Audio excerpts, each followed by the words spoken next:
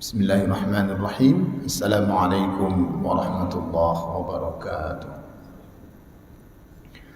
Alhamdulillahi wa kafa. Assalatu wassalamu ala rasulillahil mustafa wa ala alihi wa azwajihi wa dhurriyyatihi wa ashabihi wa ummatihi wa man wafa. Qala Allah Ta'ala fi kitabihil karim. A'udzu billahi minasyaitonir rajim. Bismillahirrahmanirrahim. Wa idza ja'aka alladhina yu'minuna bi ayatina faqul salamun 'alaikum kataba rabbukum 'ala nafsihi rahmah ila akhiril ayah. Shadaqallahul 'aliyyul 'azim. Bapak Ibu hadirin hadirat, tamu-tamu Allah, hamba-hamba Allah yang mulia, semogalah pula kita semua dimuliakan Allah Subhanahu wa taala. Amin ya rabbal alamin. Alhamdulillah, segala puji hanya milik Allah. Karena itu tiada tempat kita memuji melainkan hanya kepada Allah. Salawat juga salam. Allahumma ya Allah salli wa sallim, limpahkanlah salawat dan salam ala nabiyyina Muhammadin, kepada nabi kami Muhammad sallallahu alaihi wasallam, wa ala alihi, juga kepada seluruh keluarganya, wa azwajihi, istri-istrinya, wa dzurriyyatihi, anak-anak cucu dan cicitnya, wa ashabihi, sahabat-sahabatnya, wa ummatihi, umat-umatnya. Semoga kita yang hadir di majlis ini adalah umat Rasulullah sallallahu alaihi wasallam yang memperolehkan salawat dan salam Allah Subhanahu wa taala. Amin ya rabbal alamin. Bapak Ibu yang dirahmati Allah, Allah adalah zat yang maha kasih lagi maha penyayang. Kasihnya Allah ini tanpa batas. Karena itulah Allah menyatakan kepada Rasulullah SAW, Muhammad, kata Allah, wa idza ja'aka, ketika datanglah orang-orang kepada engkau, alladzina yu'minuna bi ayatina, yang mereka ini beriman kepada ayat aku, kata Allah. Faqul, maka katakan kepada mereka, salamun alaikum, selamat atas kalian. Kasih tahu kepada mereka, kataba rabbukum ala nafsihir rahmah, mereka memiliki Allah, Tuhan yang mereka sembah, yang telah mewajibkan kepada dirinya untuk menebarkan kasih sayang. Jadi Allah itu telah mewajibkan kepada dirinya untuk menebarkan kasih sayang.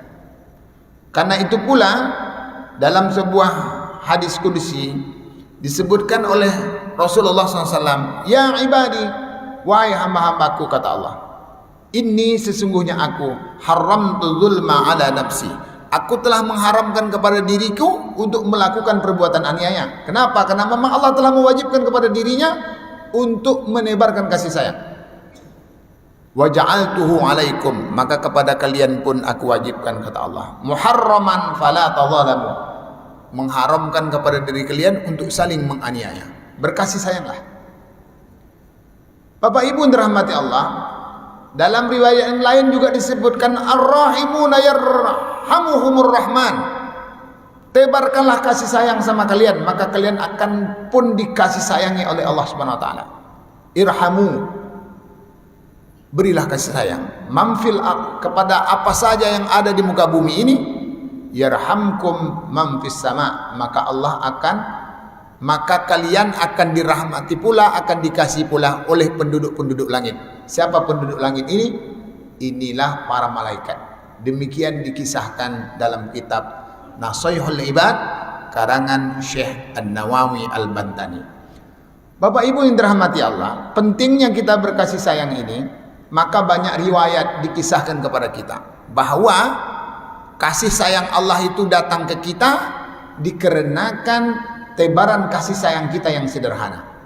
Kisah yang sering kita dengar, ada seorang pelacur. Ini kisah dalam tokoh dalam kisah ini, pemeran dalam kisah ini tidak ada yang keren. Pertama pelacur, yang kedua anjing. Jadi seorang pelacur ini begitu menengok seekor anjing yang kehausan, datanglah iba di hatinya. Lalu dalam hadis riwayat Imam Bukhari disebutkan, maka pelacur ini mengambil ikat kepalanya, lalu mengikat sepatunya, diambil air ke dalam sebuah sumur, ditarik air ini, dapat air, dikasih minum ke si anjing ini. Lalu kata Nabi, faghfira laha, bidzalik, maka dengan perilakunya itu ia mendapat ampunan Allah Subhanahu wa taala. Ini jangan salah simpul ya. Jangan pula setelah ini kalau begitu melacur aja lah kita cari nanti anjing nanti masuk surga. Ini bukan gitu kesimpulannya. Allah sebenarnya ingin bercerita bahwa ini ada pelacur pendosa ketika dia menebarkan kasih sayang walaupun hanya dengan kepada seekor anjing, maka kasih sayang Allah datang kepadanya. Ini poinnya. Jadi bukan berarti kita setelah ini melacurkan diri lalu mencari anjing untuk dikasih minum maka kita masuk surga, enggak gitu. Dalam kitab Nashihul Ibad ini Syekh An-Nawawi juga menuliskan sebuah kisah. Kisah ini tentang Imam Al-Ghazali. Jadi kata Syekh An-Nawawi, adalah seseorang, diduga ini orang ini seorang wali, bermimpi tentang Imam Al-Ghazali. Ketika itu Imam Al-Ghazali sudah meninggal dunia. Jadi dia mimpi tentang Imam Al-Ghazali. Dalam mimpinya itu dia bertemu dengan imam yang sudah mati ini, Imam Al-Ghazali yang sudah meninggal ini. Lalu ditanya kepada Imam Ghazali, "Ma fa'alallahu bika?" Allah buat apa tentang engkau? Artinya ya seolah apa sikap Allah kepada engkau wahai imam, kayak gitulah, ya kan? Lalu kata Imam Al-Ghazali, Allah memanggil aku. Jadi memang kita pengennya nanti dipanggil Allah. Dalam Al-Quran itu ada orang-orang yang memang dipanggil oleh Allah Subhanahu wa taala. Ya ayyatuhan nafsul mutmainnah irji'i ila rabbiki radiyatan mardiyah fadkhuli fi ibadi wadkhuli jannati. Jadi digambarkan di sini seolah Imam Al-Ghazali memang sudah dipanggil Allah.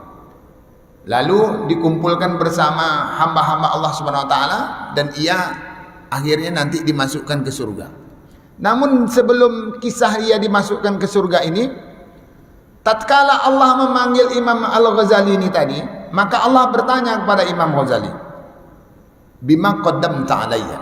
Tahu tidak engkau mengapa engkau ini dipanggil, kata Allah kepada Imam Al-Ghazali.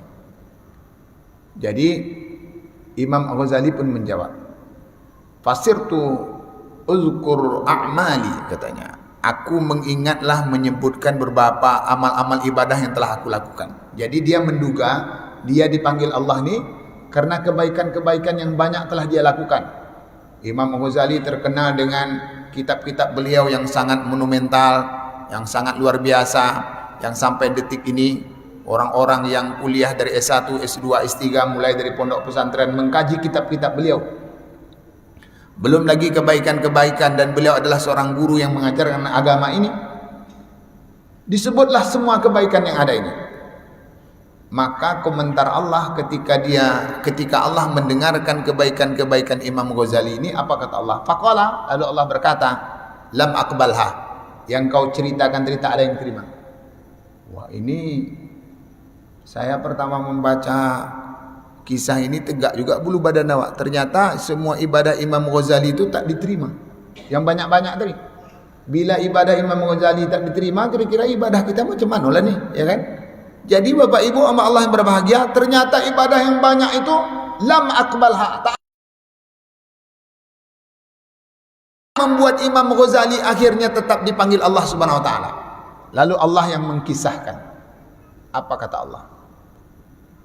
Engkau dipanggil ke sini sebabnya dulu ketika engkau sedang menulis, nih Imam Ghazali ini sedang menulis. Imam Ghazali kan banyak kitab menulis. Dulu menulis ini pakai kalam. Kalam ini mencecahkan kalam ini ke tinta, dicecah, ditulis, dicecah lagi, tulis.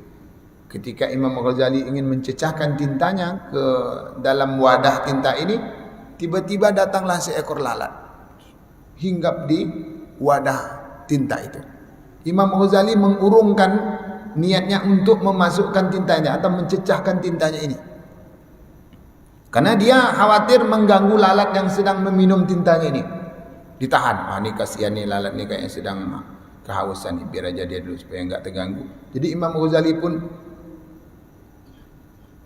berhenti menulis untuk sesaat. Setelah lalat tadi puas terbang, baru Imam Ghazali menulis. Menengok perilaku Imam Ghazali ini, lalu Allah berkata, Qala ta'ala, umdu bi'abdi ila jannah. Maka kata Allah, bawa hambaku ini ke surga.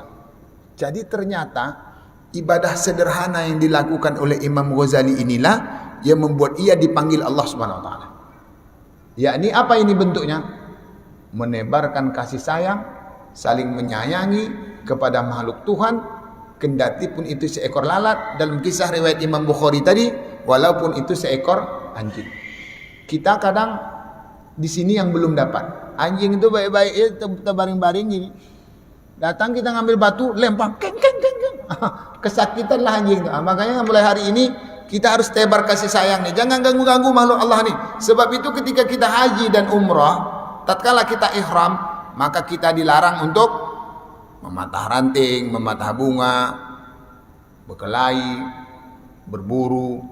Mengapa kita harus dilarang? Sebenarnya agama ini sedang mengajarkan sebuah hikmah yang luar biasa, yakni berkasih sayanglah kalian kepada makhluk-makhluk Tuhan, kendati pun itu hanya seekor lalat, seekor anjing, seekor binatang Allah yang tak bermanfaat pun mungkin oleh kita, ataupun itu hanya sebuah ranting sekalipun. Tebarkanlah kasih sayang, karena itu hilangkan dendam kesumat. Beri maaf, karena boleh jadi ini yang akan mengantarkan kita ke surga Allah Subhanahu wa taala. Karena itu hal-hal sederhana ini harus kita mulai nih. Kadang kita pergi ke kamar mandi atau jalan ke belakang rumah, tentang kira-kira apa sikap? Kata ibu-ibu ini, kami pijak Ustaz. Jangan dipijak, telungkupkan dia, telungkupkan, akhirnya dia berlari, senang hatinya. Masya Allah.